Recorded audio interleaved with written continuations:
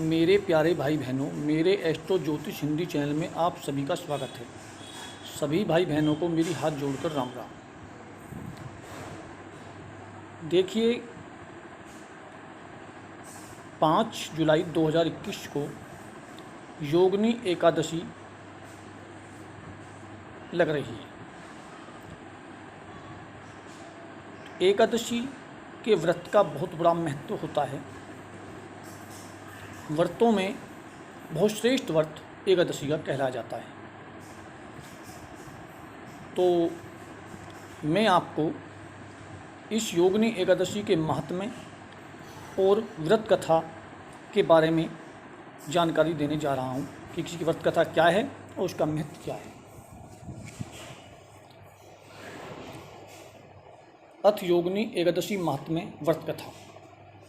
धर्मराज युधिष्ठिर बोले, हे जनार्दन, अब आप कृपा करके आषाढ़ माह के कृष्ण पक्ष की एकादशी का नाम तथा महात्म्य क्या है इसके बारे में बताइए।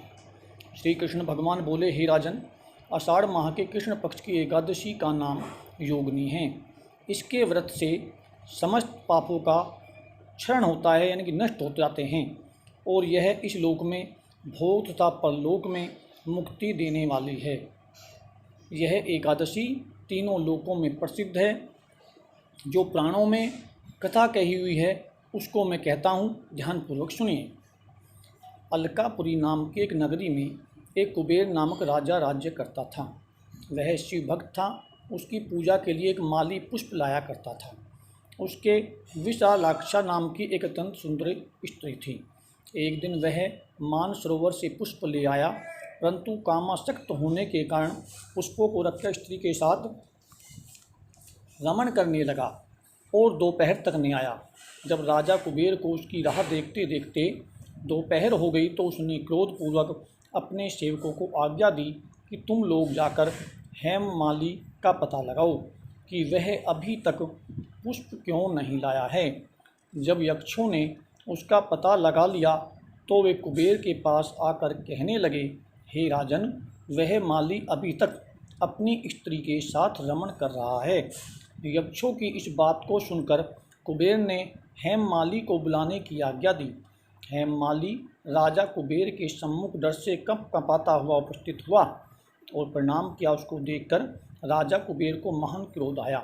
उसने कहा, हे पापी, महानीच कामी, तूने मेरे पूजनीय ईश्वरों के भी ईश्वर शिवजी का अनादर किया है।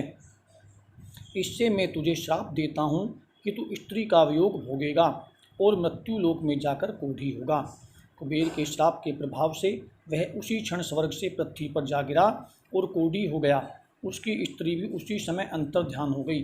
मृत्यु लोक में जाकर उसने महान दुख भोगे, परंतु शिवजी की भक्ति के प्रभाव से उसकी बुद्धि मलिन नहीं हुई।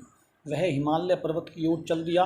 वहाँ पर चलते चलते मार्कंड ऋषि के आश्रम में पहुँचा। वह ऋषि अत्यंत वृद्ध तथा तपशाली थे। उनको देखकर वह हेममाली वहाँ गया और उनको प्रणाम करके उनके चरणों में गिर पड़ा। उसको देखकर मार्कंड ऋषि बोले कि तूने कौन से कर्म किए हैं जिससे तू कोढ़ी हुआ और महान दुख भोग रहा है। इस पर हेममाली बोला, हे मुनि, मैं यक्षदान कुबेर का सेवक हूँ। मैं राजा की पूजा के लिए नित्य प्रति पुष्प लाया करता था। एक दिन अपनी स्त्री के साथ विहार करते करते देर हो गई और दोपहर तक पुष्प लेकर नहीं पहुँचा। उन्होंने मुझे श्राप दिया कि तू अपनी स्त्री का वियोग भोग और मृत्यु लोक में जाकर कोढ़ी बन का दुख भोग। इससे मैं कोढ़ी हो गया हूँ और महान दुख भोग रहा हूँ। अतः आप कोई ऐसा उपाय बतलाइए जिससे मेरी मुक्ति हो। इस पर मार्कंड ऋषि बोले कि भाई, तूने मेरे सम्मुख सत्य वचन कहे हैं, इसलिए मैं तेरे उद्धार के लिए एक व्रत बतलाता हूँ। यदि तू आषाढ़ माह के कृष्ण पक्ष की योगिनी नामक एकादशी का विधि पूर्वक व्रत करेगा तो तेरे सभी पाप नष्ट हो जाएंगे। इस पर हेममाली बहुत प्रसन्न हुआ और मुनि के वचनों के अनुसार योगिनी एकादशी का विधि पूर्वक व्रत किया। इसके प्रभाव से वे फिर अपने पुराने रूप में आ गया और अपनी स्त्री के साथ विहार करने लगा। हे राजन, इस योगिनी की कथा का फल 88 सहस्त्र ब्राह्मणों को भोजन करने के बराबर है। इस व्रत से समस्त पाप दूर हो जाते हैं और अंत में स्वर्ग मिलता है। ओम नारायण नमो नमः। ओम नारायण नमो नमः। ये मैंने योगिनी एकादशी व्रत की कथा और इसके महत्व को बतलाया। इसलिए व्रत कोई भी हो, सब अपने स्थान पर महत्वपूर्ण होते हैं, सबका अलग अलग फल होता है। इसलिए एकादशी के व्रत को बहुत महत्व दिया गया है। इसके व्रत का प्रभाव भी व्रतों में बहुत अधिक है। इसलिए जो व्यक्ति इस व्रत को करता है, इसकी व्रत कथा को सुनता है, इसके महत्व को समझता है और इस दिन ब्राह्मणों को या किसी गरीब को कुछ दान देता है, उसकी सारी मनोकामना पूर्ण होती हैं और उसके पापों का क्षरण होता है।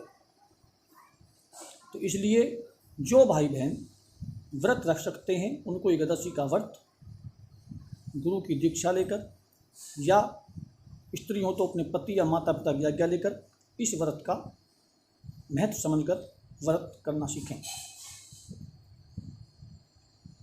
अब मैंने ये व्रत कथा कही, यदि मेरी ये व्रत कथा पसंद आए तो मेरे चैनल को सब्सक्राइब करें, लाइक करें, शेयर करें और कमेंट बॉक्स में कमेंट करें कि मेरी ये व्रत कथा आपको अच्छी लगी या नहीं लगी। अब मैं अपनी वाणी को विराम देता हूँ। सभी भाई बहनों को हाथ जोड़कर राम राम, धन्यवाद।